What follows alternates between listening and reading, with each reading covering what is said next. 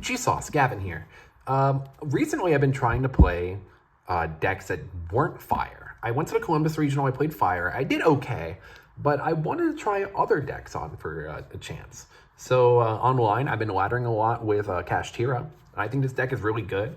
It doesn't really feel like you lose against fire unless you're trying to lose. It feels like most of the time, if I'm playing better than my opponent, I win. And let me get into the profile so I can explain a little bit about this. So we play triple Kashtira Unicorn and triple Fenrir. So these are the best cash monsters. These are the ones that really get your engine going. And they are both, well, Unicorn isn't as much. Fenrir is one card, a full combo. And I'll explain what the combo is later. But it also being the best disruption in the deck, always ending on Fenrir, even though it's not the best disruption, this card is not really good individually by itself. But with a bunch of different disruptions, Fenrir by itself, especially under Shifter or under different conditions, feels like the best card in Yu-Gi-Oh! So if you can put Snake Eyes into a place where you can always 1-for-1 with your opponent, Fenrir will just never lose. It's just infinite advantage. And being able to banish cards like Flameburge, Princess, there's other ones, a Fire King Island, Garunix, Kieran. It is very, very good at doing what it can. And then Unicorn being able to rip cards from the extra deck. Some people being on one Princess means that you just get rid of Princess out of the game. People aren't playing around this card's extra deck rip. And it just makes it 10 times better, honestly. Triple Rise Heart. So before, people only played like 1 or 2 of this. But the reason why you have to max out now is that this is a consistency piece. You don't really want a brick. You don't really have like the really good end board of just a Rise Heart pass anymore. You have to just basically use this as an extender or as a starter. So if you have this in Birth or this in any other spell, it's just really nice. And hard opening in it with Fenrir and Unicorn is just broken. So there's no reason to play anything less. If you want, you can cut down to 2, but I just really like opening this with another cash name. Like you want to maximize the amounts of chances you can see cash name. Next, you have Scareclaw Cash, which is like your out to like big boards. And then you have Kashtira Ogre. So Kashtira Ogre is very good now because before you didn't really have a target, so you can kind of get away without playing this at all, right? You can like cut down on these before, you can just play like none of this before and you are fine. But because the deck doesn't a Rise Heart pass, you need to have another win con. And now that you're going turn for turn, the trap is really, really good. And you're like, oh, the trap, the banish trap. No, we are no longer playing Big Bang. I'll explain why later when we get there. But this card just being able to help you kill under Shifter, being a different name, and just overall being a good card. Very, very nice. It's also very good on an end board because you can just kind of stack your opponent's top 5 and just take out whatever one's the most annoying if you're going for turn, which there's going to be a reason why. The reason why is because we're playing D-Shifter. You can kill under this. Yeah, you can kill under this. This is the best Shifter deck just because you can kind of do that. You have big bodies you can put up for free. It's very nice. This is the reason to play this deck. Next, you have Nibiru. I've seen people talk about like, hey, like you shouldn't really play Nibiru. It's very like, it will clog your board, but like you have so many ways to get around that. That's why like maxing out on Rise Heart's very good. Especially since we're playing Theosis and we have different ways to get to everything else. We also are a Link deck now, so this is very, very nice to have, and it's the best hand trap to have against Snake Eyes. So if you're playing against Fire, if you're not playing this card, I don't think you're playing the deck correctly. I think you're just going to lose to the matchup. Speaking of, we're playing triple Ash Blossom. Not the best card into Fire, but it is a 3. Then we're playing triple Ghost Mourner, and then triple Imperm. So let me explain these. So a lot of people like to play Veiler, but you can't play Veiler because if you are under Shifter, it won't work. Same thing as Droll. Like Droll in this deck would be nice, but the issue is that like Shifter is just better. And a lot of our loose cons are still made under Droll, right? They can still do everything they want with Fire underneath Droll. So this card is just infinitely better. And if we just stop them from playing the game, if you just open Fenrir, post like 2 hand traps, you can basically just do whatever you want against Fire. Mourner especially is really good because it's 3 that can be used under Shifter and can be used in any phase. Yeah, it's just a really good card. Really fantastic addition. I didn't think it was going to be that good until I started playing with it. Like, at first we took it out, like, oh, this card's awful. But in testing, it's just been really, really good. We got 3, 6, 9, 12, 15 hand traps. That's important because that lets us see a 50% chance to see 2 in our opening hands because we are playing 40. And if we see a redundant one, okay, we just summon Fenrir, try to get a search. Okay, cool. And then hit them with a Baron. So it's very, very nice. Next, to maximize out on our names, we're playing triple Raso and Terraforming. The correct way to play this deck is to learn how to play around Droll because a lot of people are main decking that card. There are ways to play Droll in this deck. A lot of people used to think that card kills this deck. It really doesn't.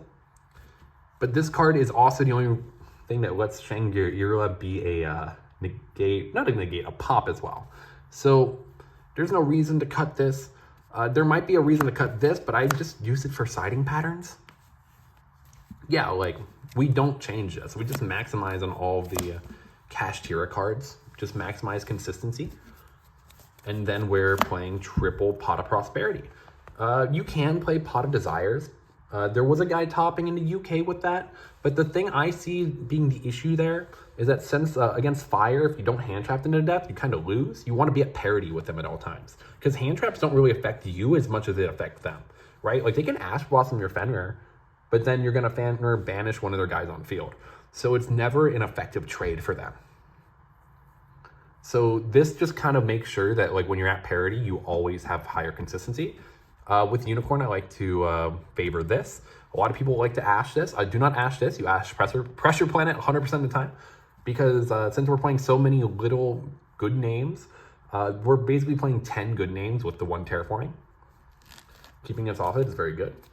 And this card is insane. So Kashtira Preparations is a card that a lot of people didn't play initially. I didn't play it in my old list, if you've ever seen my old cash list. But the reason why this card's insane now is because a lot of people, to play around Fenrir, will just shotgun Imperm on it, right? You flip a Preparation to banish a card out of their hand because you control cash. Just like how Kashtira Birth can rip 3 from the graveyard if a spell is activated. If a trap is activated, you just rip 1 from their hand and you look at it. So it's basically just another triple tactics talent. And that is the deck. Oh, also, this is a Reborn from Banished. So what you can do is you can banish a card off of Rise Heart, and it's just always going to be in rotation. So you always have a rotation of Fenrir. Even if they Imperm 1, you can bring back another from hand or from grave. It's, oh, hand or banish, sorry. Very good card. If you notice, we're not playing triple tack talents. I was playing triple tack talents. I think that card's very good. My issue with triple tack, though, is that I don't really see a purpose for it.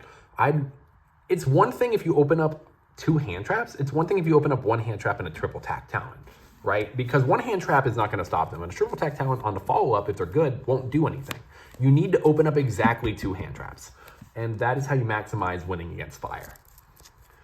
Next is the extra deck. We play 1 Shang now.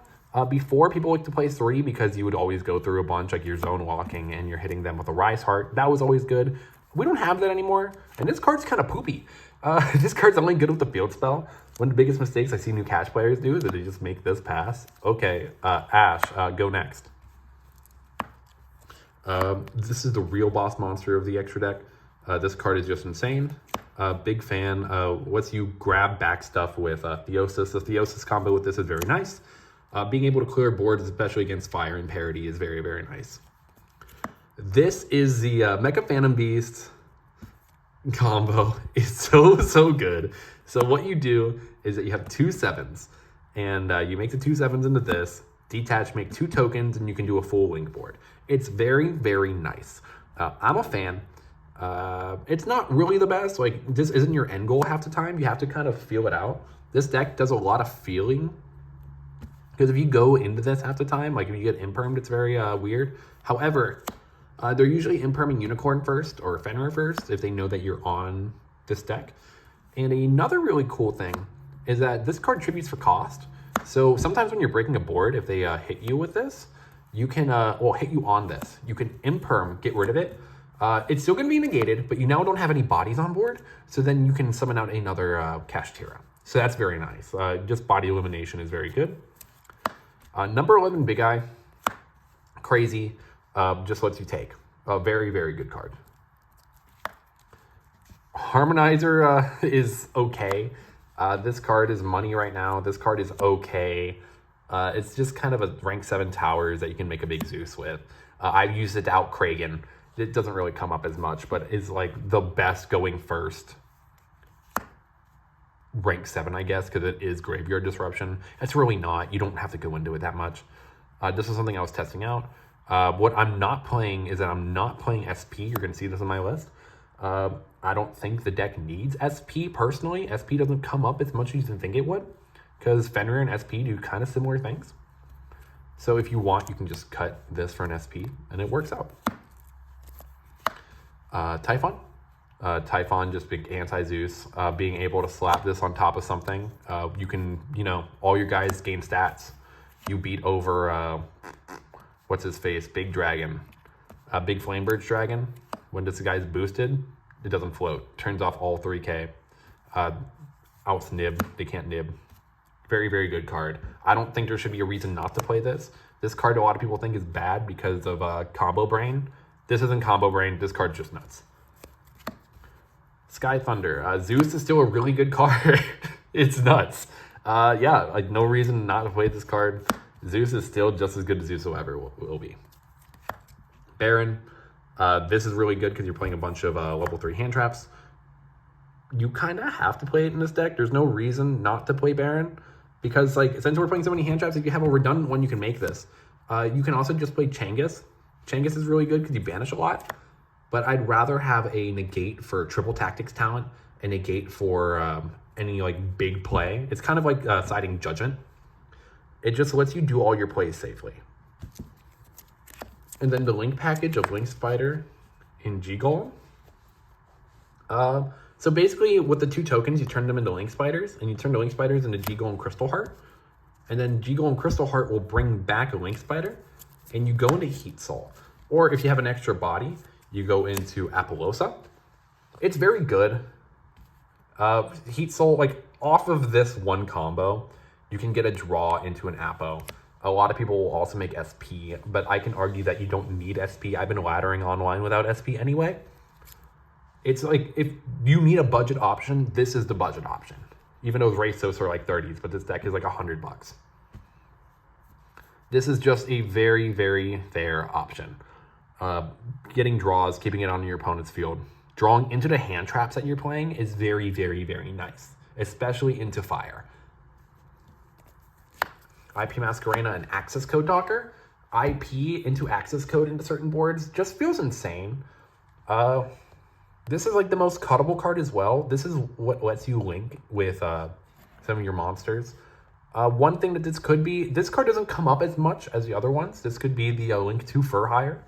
Link to Fur Hire might be better than IP Masquerena in this instance. I can't remember a single time I really go into this. But I just remember it comes up. IP Masquerena is just kind of insane. IP into Apo is just a very, very good combo. But yeah, this is my cash list. If you guys have any questions, let me know in the comment section down below. Make sure to answer them. I'm going to be posting a kind of a combo guide, but a understanding guide on this deck, a primer. I feel every time I see someone play cash, I don't really play it as optimally or correctly as possible. And if you play this deck correctly, it has a very, very good fire matchup. And hopefully I can make a video explaining how to play cash in general, and then how to play the cash fire matchup, which is very, very, very difficult. But if you learn it, it does feel fun to do. It is very great. Fire does not feel as toxic as people make it seem like. Even though you have to kind of play 15 hand traps, and you have to play D-Shifter, I don't think this is as unhealthy. So yeah, that's everything. Thank you guys so much for watching, and I'll catch you guys next time. Peace.